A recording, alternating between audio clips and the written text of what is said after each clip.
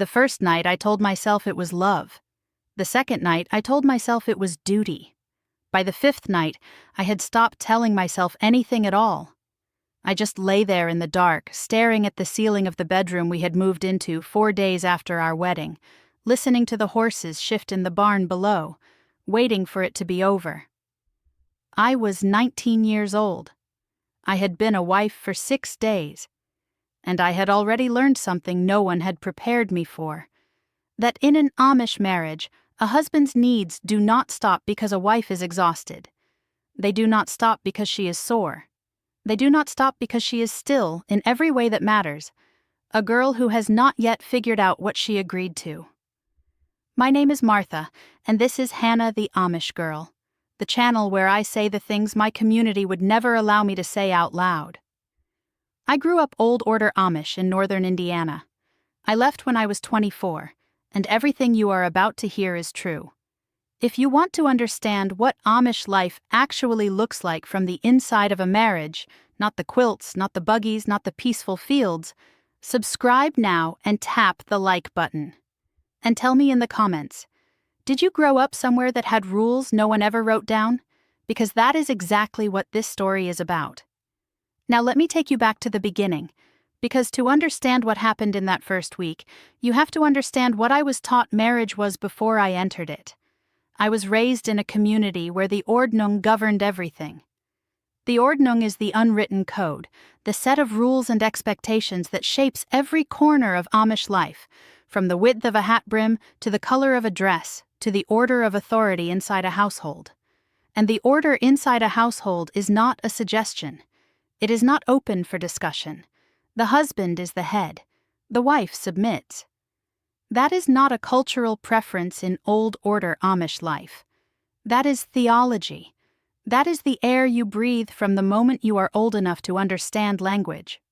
What this means in practice, though, what it looks like inside a bedroom, inside a marriage, inside the first week when two people who are barely strangers suddenly share a life, that part was never spoken aloud. Not by my mother. Not by the bishop's wife. Not by any of the older women who helped me sew my wedding dress or bake the 300 pies that covered the tables at our reception. The silence around the physical reality of marriage was so complete, so practiced, that it had its own texture. You could feel it in the way conversations shifted when you got too close to the subject.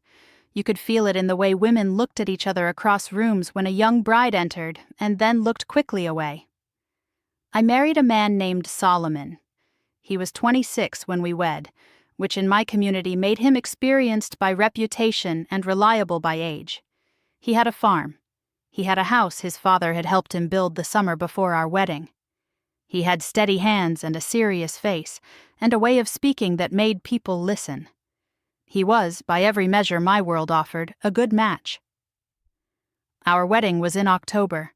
4 hours of preaching on a hard wooden bench, a meal for 400 people, roast chicken, mashed potatoes, creamed celery, wedding cookies stacked on white plates. By the time Solomon and I were alone that first night, I had been awake for 19 hours. My feet were swollen, my back ached through to the bone, and somewhere underneath all of that exhaustion was a fear I had no name for. The fear of knowing something was coming and having no information at all about what it would be.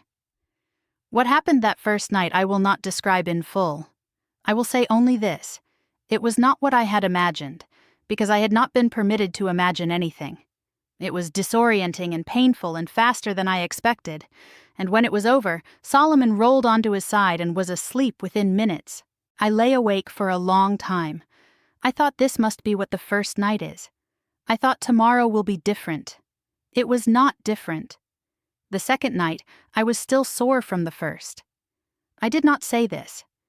I had been raised to understand that a wife's body is not her own in the way a single woman's body is.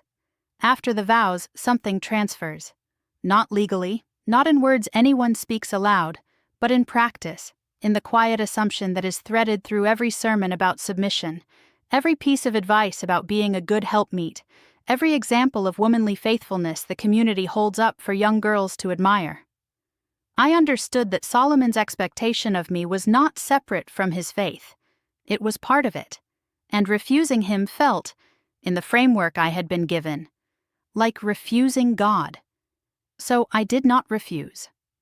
By the third night, I had begun to understand that this was not going to be occasional. Solomon was a man of strong habit. He woke at 4:30 every morning. He ate at the same times every day.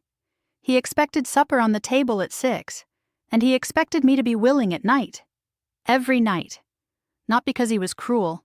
I want to be careful here, because he was not a cruel man in the way the word is usually meant. He did not raise his voice. He did not threaten. He simply expected, the way he expected breakfast, the way he expected clean clothes. It was that ordinary to him. It was that ordinary because no one had ever told him it should be anything else. My friend Ruth married the year before me. She lived 3 farms over, and we had grown up together, stitched quilts together, attended the same singings. About 2 months after my wedding, we were washing dishes in her kitchen after a frolic, and I was moving carefully, the way you move when your body has stopped feeling like your own. Ruth looked at me for a long moment and then looked back at the dishes. She said very quietly, without looking up, "Does it ever stop?" I said, "I don't know." "Does it?" She shook her head, just barely. And then we went back to washing, and neither of us said another word about it. That was the entire conversation. That was the depth of the support available to us. A shake of the head over a sink full of soapy water. And then silence, because silence was faithfulness, and we had both been taught that since before we could read. Here is what I understand now. After years of therapy, and after learning words I was never given inside my community. What Solomon was doing had a name. What the community had taught him to expect had a name. What the ordnong enforced through silence and theology and the complete absence of any framework for a wife's comfort or consent, that had a name too. I did not have any of those names when I was 19. I had only the understanding that a good wife endures and a bad wife complains, and I intended, with everything I had been raised to be a good wife. The 4th night I lay down beside him and I thought about my mother. I thought about the way she moved through her marriage, efficient, capable, unreadable. I thought about whether she had ever felt what I was feeling. I thought about whether she knew. And I realized, lying there, that she almost certainly did know, that she had almost certainly felt the same thing in the first weeks of her own marriage to my father, and that she had said nothing to me because no one had said anything to her, and the silence had passed from her mother to her, and from her to me like an inheritance no one chose but everyone received. That is the part that still sits heaviest in me, not what Solomon expected, not even the exhaustion or the pain. It is the silence, the deliberate theological generational silence, the way the community had constructed an entire architecture of expectation around a husband's rights and built not a single wall, not a single door, not a single window for a wife's experience to exist inside. There is a part of this story I cannot tell you here. Not on this platform, not under these rules. The algorithm has limits, and I have learned exactly where they are. So I wrote the rest down instead, slowly, without the softening, without the cuts. Everything the camera is not permitted to show. The book is called The Ordnong They Never Wrote Down, 208 pages of what plain life looks like from the inside of it. The link is in the first comment of this video. That is where the part I could not say out loud lives. I want to tell you about the 5th night, because the 5th night was the night something changed inside me. Not in what happened. What happened was the same. But something in the way I experienced it shifted. I had been lying there, waiting in the dark the way I had learned to wait, and I had a thought that I could not have named as a thought at the time. It was more like a sensation, a recognition, a cold, clear understanding moving through me like water. I thought, I do not want this. That was all. Nothing dramatic. No rebellion, no decision, no plan. Just that quiet, internal sentence, arriving in the dark like a fact. I do not want this. And then, immediately following it, like a door closing. And that does not matter, Because in the world I lived inside, it didn't. The wanting, or not wanting of a wife, was not part of the calculation. Solomon was not a man who asked whether I wanted anything, not because he was monstrous, I keep saying this because it matters, but because the idea that he should ask had never been placed in front of him. The ordnong had given him a wife. The bishop had married them. The church had blessed the union. What happened inside the marriage, inside the bedroom, was between Solomon and God, as my community understood him, had placed the husband in authority, had made the wife a helpmeet, had designed this arrangement and called it holy. I stayed in that marriage for 4 years. There were things that were good in it. I will not pretend otherwise. Solomon worked hard. He did not drink. He did not gamble. He did not disappear or neglect the farm or leave me without what I needed to manage the household. He was faithful in the ways that word was understood in our community. He was, by every external measure, a good Amish husband. The problem was not Solomon. The problem was what Solomon had been taught a husband was allowed to be. When I finally left, and leaving cost me everything, I will say that plainly. I ended up sitting across from a therapist for the first time in my life. An Englishwoman with kind eyes in an office with houseplants on the windowsill. She asked me to describe my marriage, and I described it the way I would have described the weather. Matter of fact, without drama. Because inside the framework I had been given, none of it was dramatic. It was just how things were. She listened, and then she said, "Martha, what you are describing has a name. 3 words." And I sat there in that chair surrounded by houseplants, and I felt something I could not entirely identify at first. It was relief and grief, and underneath both of those things, quiet and cold and enormous, it was rage. Rage at a system that had handed me to a man before I understood what was being handed. Rage at a theology that had named his expectation holy, and my discomfort irrelevant. Rage at every woman who had known. And they had known, Ruth with her shake of the head, my mother with her unreadable efficiency, and had said nothing because silence was the only inheritance they had to give. I want to be precise about something, because this is the part that people outside my community sometimes misunderstand. Solomon did not think he was doing anything wrong. He had been raised, shaped, preached to, and married inside a system that had never once suggested he should think about what his wife wanted. That system is the thing I am angry at, not one man, a system. A set of practices and silences and theological assumptions that treated a wife's body as a resource and called that treatment righteousness. In more conservative Amish affiliations, the Swartz and Truber communities, some of the stricter Nebraska settlements, these assumptions run even deeper. Wives in those communities have even fewer frameworks, even fewer words, even fewer moments of hearing their experience named as real. In slightly less conservative Old Order districts, there may be marginally more space for a woman to speak, but in most of the communities I know and came from, the expectation is the same. You yield, you are faithful, you endure, and what you endure is never given a name, because naming it would mean acknowledging that it exists, and acknowledging that it exists would mean the system would have to answer for it. It doesn't like to answer. What I have now, living outside that system, is words. I have the word for what it is when someone does not ask.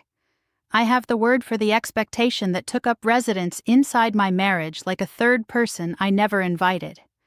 I have the word for what it costs a woman, year after year, to give her body over to an obligation she never had language to question. I have all of these words now, and I hold them with both hands because they were so expensive to find. But I also have this. I do not believe Solomon was evil. I do not believe my mother was a coward. I do not believe the women at the quilting bees, who knew and shook their heads and said nothing, were cruel. I believe they were all inside the same sealed room I was inside. A room built by centuries of theology and practice and silence. A room where the windows had been bricked over so gradually that no one could remember when light had come through. Leaving that room cost me my family. It cost me my community. It cost me the only world I had ever known. It cost me shunning, and unanswered calls, and letters returned with my own handwriting looking up at me from the envelope like a stranger's. I am not going to tell you that the cost was worth it in a clean or simple way, because loss like that does not resolve into a lesson. It just sits with you. You learn to live alongside it. What I will tell you is this: I know what I want now. I know what I don't want. I know that my wanting exists and that it counts. I know that a marriage is not a transaction in which a wife pays with her body and receives security in return, even if an entire religious tradition has been constructed to make it feel like that is what God intended. I know that the silence that was handed to me was not modesty, it was control. And I know the difference now between the two because I spent years in that room and then years outside of it, and the air does not feel the same.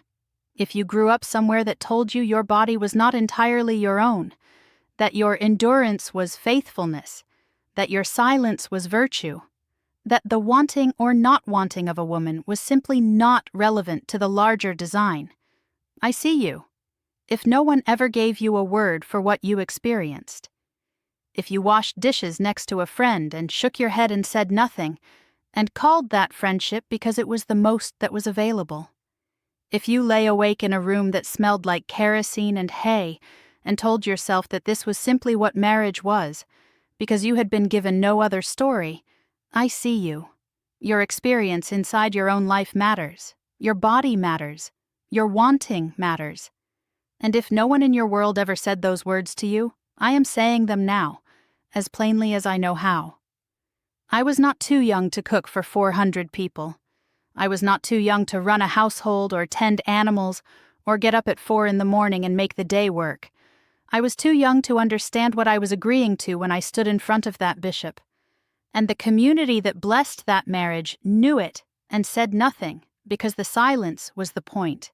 That is the whole story.